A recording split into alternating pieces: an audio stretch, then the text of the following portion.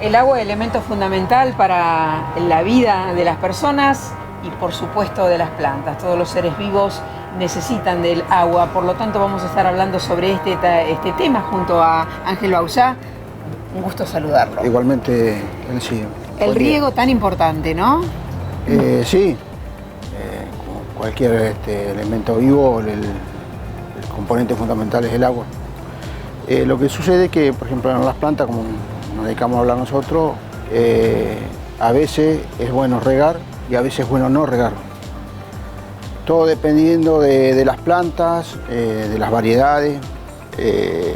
Si comparamos como el año pasado, el extremo verano que tuvimos, este año es un poco mucho más llevadero para nosotros y también para las plantas. Es decir, no es una sequía extrema, no ha habido tantas semanas de calores muy alta, entonces de noche refresca, o sea que este año por lo menos es un verano más común a lo que teníamos anteriormente, ¿no es cierto? Más amigable con las plantas. Más amigable con las plantas y con las personas también, ¿no es cierto? Lo llevamos mejor. Pero hay plantas que, por ejemplo, en verano tampoco, o sea, por las altas temperaturas, las plantas, muchas variedades lo que hacen es, por encima de los 28, 29 grados, cierran su parte, los foliares estomática, que es lo que hace que viene a ser como el pulmón que lleva y que trae el oxígeno. Entonces, al no tener actividad prácticamente, los consumos de agua se reducen. Entonces, por ahí a veces hay plantas que uno las ve marchitas, como pareciera que estuvieran deshidratadas, pero en sí lo que pasa es que a veces por la temperatura, por la insolación, que a veces no teniendo tanta temperatura, pero siendo el sol, estando el sol muy fuerte, por ejemplo a las mediodía hasta las 3, las 4 de la tarde, a veces hay muchas plantas que parecen marchitas y que pareciera que estuvieran pidiendo agua, pero en verdad es una reacción que tienen las plantas para evitar perder agua. O sea, no significa que el agua no esté disponible en el suelo, sino que las condiciones atmosféricas hacen que la planta cierre sus estomas, su parte respiratoria, y evita que pierda agua. Para preservar la hidratación. Preserva la hidratación y es porque la planta no puede mantener el funcionamiento que le está pidiendo el tiempo en estas condiciones ese día. Entonces hay que tener cuidado porque si nosotros agregamos agua a una planta que no necesita, lo que estamos haciendo es haciendo un caldo de cultivo para una pudrición que normalmente el ataque de hongos. Pero ¿y cómo nos damos cuenta de cuándo requieren agua y cuándo no? Y fundamentalmente es conociendo generalmente las variedades que uno va colocando.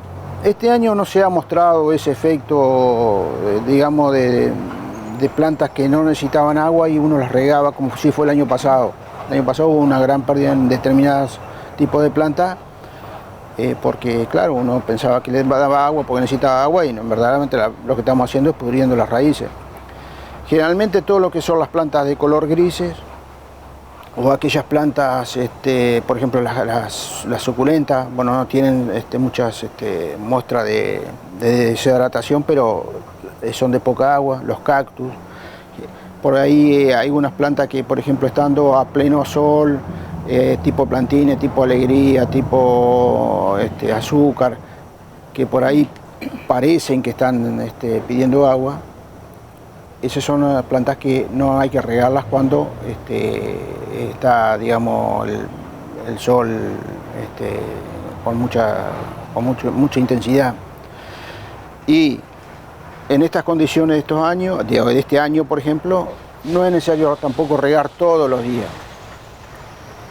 Por eso mismo que decíamos que uno regando todos los días está metiendo mucha agua en el suelo y a veces como la planta no la utiliza, entonces estamos haciendo un caldo de cultivo en profundidad. ¿Cuánto sería la frecuencia en este tiempo en el que justamente no hay tanta lluvia y el clima es bastante benévolo con las temperaturas? Sería día por medio, cada 2 días. Sí, eso plantas nuevas o plantas que verdaderamente están muy expuestas o plantas en maceta.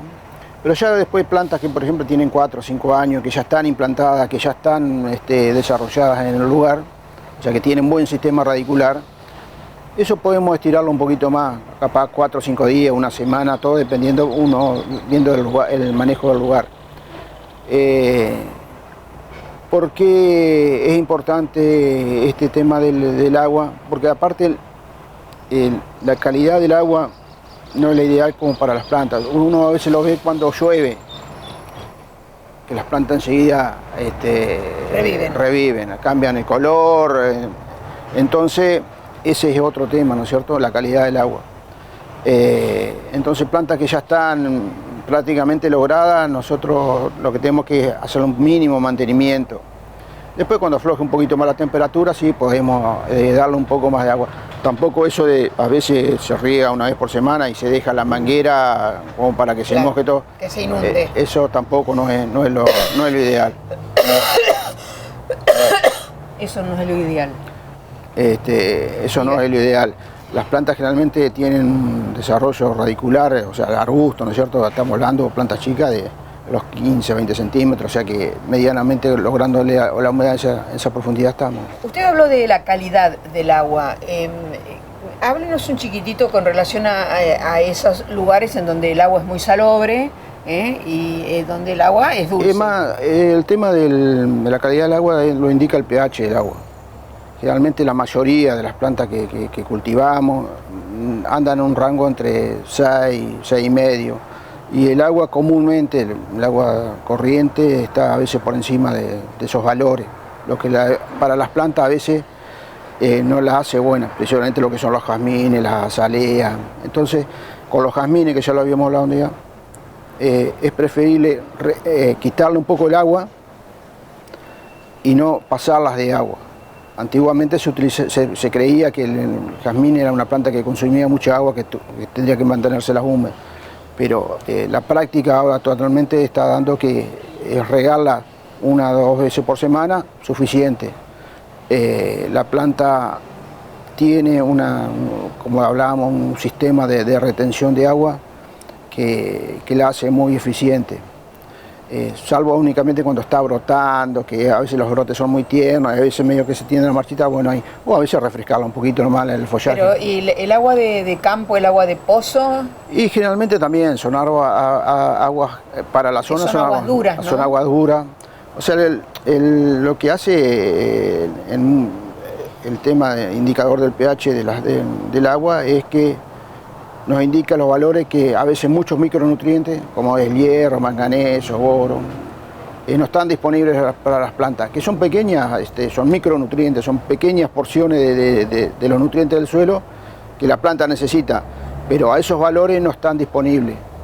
Entonces esa es lo que nos marca el pH del agua. Claro, pero me refiero al agua de campo, el agua salobre, el riego, ¿se mantiene exactamente con las mismas características que usted ha mencionado? Sí. Ajá. Sí, ¿Y hay que agregar algo a las plantas? Cuando las aguas son duras, sí, por ahí se puede ir agregando o materia orgánica que va bajando un poco el pH del suelo, porque el agua lo que va modificando es la estructura del suelo, el pH del suelo. Entonces uno por ahí puede ir a agregar materia orgánica descompuesta, que tiene un pH un poquito más bajo, puede agregar turba, pero todo más dependiendo del tipo de planta.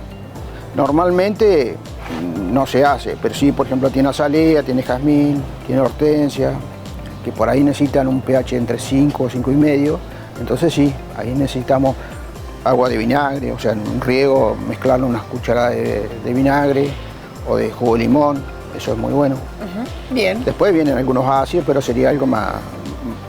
Pasa que es mucho más técnico y más difícil a veces de... Ah, bueno, pero ese dato casero me parece... No, el vinagre anda muy bien y el jugo de limón también. Bueno, gracias Ángel. No, gracias a ustedes. Hasta el próximo encuentro entonces aquí rodeado de plantas y conociendo de qué manera podemos mantenerlas vivas y relucientes en nuestro hogar.